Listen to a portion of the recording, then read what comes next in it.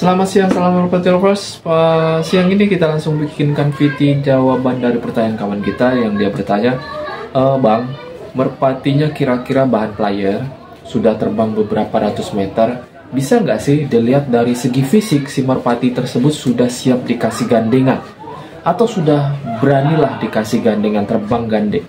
Bisa nggak sih dilihat dari ciri-ciri fisiknya setelah dilatih beberapa kali teloran, terus sudah terbang beberapa meter, beberapa ratus meter, bisa nggak dilihat dari segi fisik?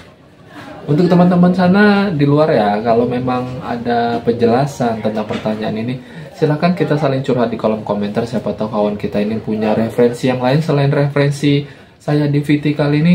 Semoga bermanfaat VT kita siang ini.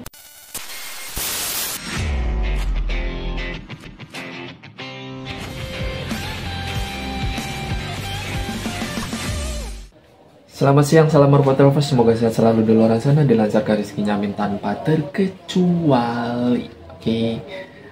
Terima kasih banyak untuk yang sudah mampir di channel. Terima kasih untuk yang udah gabung, yang mau sharing. Terima kasih banyak semuanya. Tolong bantu subscribe di channel review film saya. Itu channel review film. Nama channelnya Qfilm 454. Silahkan dibantu subscribe. Dimohon subscribe-nya di channel Qfilm, nanti nama link atau link videonya nanti ada di kolom deskripsi. Oke, terima kasih banyak sebelumnya. Kita lanjut ke pembahasan awal. Pembahasan yang dimana kawan kita ini bertanya, merpatinya sekian ratus meter bahan player, sudah siap gandengkah atau belum, melihat dari ciri-ciri segi fisik si merpati tersebut setelah dilatih? Langsung saja saya jawab, untuk kawan kita ini nggak bisa. Karena saya selalu memakai logika dalam melatih bahan, main player, tetap pakai logika. Kenapa saya bilang begitu kawan? Ya, mental merpati untuk sudah siap gandeng atau belum, itu nggak bisa dirabah. Nggak bisa diprediksi dari segi fisik. Atau mentang-mentang nanti ada kawan kita di luar sana mungkin pengalamannya, oh merpati ini udah mulai ada fisik nih, berarti sudah bisa digandeng. Enggak gitu. Jadi merpati yang sudah siap gandeng atau belum, sudah punya mental gandeng atau belum, itu nggak bisa dilihat dari segi fisik. Walaupun dia sudah kelihatan tenaganya sudah mulai ada, misalnya udah sekian puluh %, terus kita langsung menjudge, oh merpati ini udah siap gandeng. Enggak gitu. Yang harus dipahami, setelah memiliki tenaga si merpati tersebut, misalkan dia sudah menempuh jarak 300, 400 atau 500 meter lah kita bilang ya. Selama 500 meter dia di ankle terus nih, diterbangkan sendiri kalau nggak ada yang ngerti di ankle. Terus kita mau coba gandeng, itu yang harus kita tes, dicoba. Kalau mau tahu merpati tersebut udah siap gandeng, itu dicoba. Coba dikasih gandengan. Jadi nggak bisa tebak-tebakan ngelihat dari segi fisiknya. Tapi dicobanya digandeng, misalkan merpati kita sudah menempuh jarak 500 meter. Terus kita gandeng di jarak yang 500 meter, enggak. Itu salah. Ini menurut pengalaman saya salah. Misalkan dia sudah menempuh jarak bahan player itu 500 meter. Gak usah ngolong lah, yang penting dia udah mulai stabil lah, tingkat kestabilannya udah mulai ada. Kita mau ngasih gandengan, mulai dari jarak berapa meter? Kalau mau belajar gandeng, tolong diawali dari jarak 200 meter, 300 meter itu boleh. Kalau kita kasih jarak 300 meter, itu ayam berisik ya. Kalau kita kasih jarak 300 meter, dia kasih gandengan. Kalau masih belum berani gandeng, jangan dijauhin lagi jarak. Itu triknya. Kalau di jarak 300 meter aja dia nggak mau gandeng, semakin kita tambah triknya, nambah jauh jaraknya, lebih parah, nggak bakalan mau gandeng lagi. Coba deh kalau nggak percaya.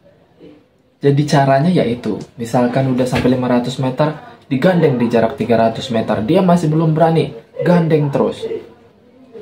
Ajarin terus gandeng. Tapi kalau udah sampai 5 kali, 6 kali, 7 kali terbangan di jarak 300 meter, dia masih belum berani gandeng, masih mau gandeng sama gandengannya, berarti mental merpati tersebut belum ada. Belum ada mental untuk gandengnya. Ini kita bahas merpati muda ya, bukan merpati yang udah jadi player, bukan, ini bahan player. Itu yang harus diperhatikan. Jadi gimana bang? Ya, tarik ulur. 300 meter dia nggak mau gandeng. Kita ulang lagi lobnya dari 200 meter kita gandeng. Itu cara belajar gandeng. Ada yang bilang, langsung jauhin aja, nanti juga gandeng sendiri. Dia bilang.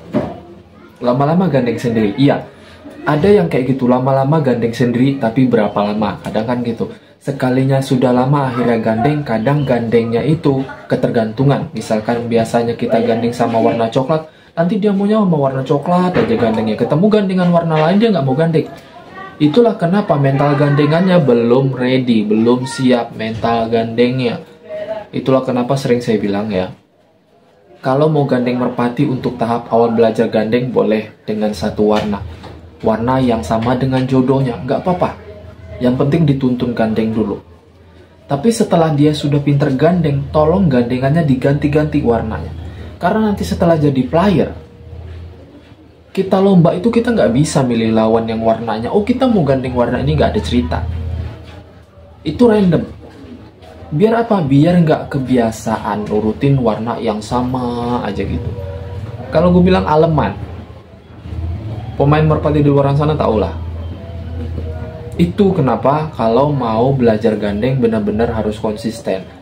Sesuai omongan saya tadi, jarak 500 yang sudah dia tempuh, jarak 300 tes gandeng 7 kali, 8 kali. Kalau belum berani gandeng 7 kali, 8 kali di jarak 300 meter, ganti lagi jaraknya di 200 meter. Sampai dia mau gandeng di jarak 200 meter, dia sudah mulai gandeng rapat, tambah jarak 300 meter. Nah, seterusnya juga begitu. Jadi nggak usah terlalu memaksakan, oh burung ini harus dipaksa gandeng biar cepet jadi nih, biar cepet tinggi. Nggak. Kalau memang genetiknya indukannya tinggi, semoga bakalan cepet tinggi, gitu aja. Merpati itu kalau memang dia tenaganya udah full, otomatis bakalan cepet tinggi. Kalau udah cepet tinggi, tingginya bakalan stabil. Kalau udah stabil, kalau mentalnya sudah siap, pasti bakalan berani ngolong. Itu yang harus dicamkan. Itu saling ketergantungan kalau saya bilang sih soal permasalahan kayak gitu.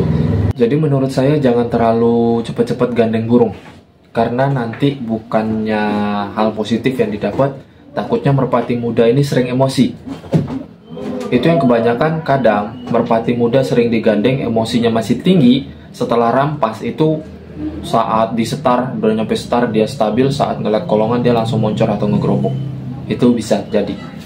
Itu bisa terjadi hal masalah seperti itu. Kadang di luar sana untuk orang-orang yang ngelatih bahan player, nggak terlalu ngelihat hal yang terlalu detail kayak gitu. Kadang nyalahin, oh di setar dia tinggi sampai kolongan dia ngerobok atau moncor, oh berarti dia masih kurang tenaga gitu.